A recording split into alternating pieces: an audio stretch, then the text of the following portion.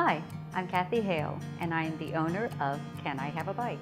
Hi, I am Amelia Moore, and I am the Marketing Director and Production Manager for Can I Have a Bite? I began this business with my Pilates clients. They had food sensitivities and allergies, and there was no real convenient solution for them, so I began an educational service and a weekly meal prep business.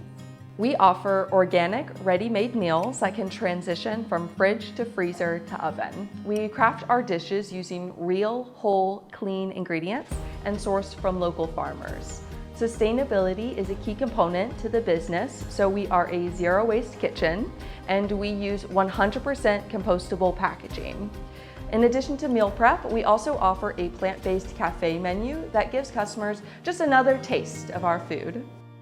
Can I Have a Bite is raising funds for a couple of reasons. We want to increase our staff due to an ever-increased demand for our product. We also need to add more refrigeration. A new freezer, an additional refrigerator will make all the difference in how many orders we can store awaiting pickup. We'd also like to expand our delivery radius. We have an ever-increasing demand for deliveries outside our current radius, and funds would allow us to expand that radius. We have spent the past several years perfecting our production model and haven't focused as much on marketing. And Can I Have a Bite is now in the center of the 3 fastest growing food trends: healthy, ready-made meal prep dishes, plant-based dining, and environmentally sustainable business models. Additional equipment and staff will allow us to continue to offer a robust selection of dishes for our customers.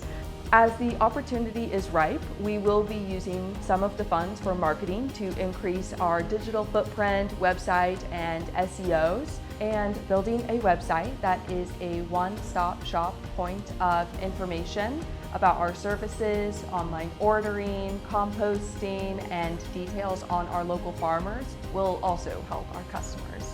Thank you for checking out our campaign. We look forward to growing with our local community.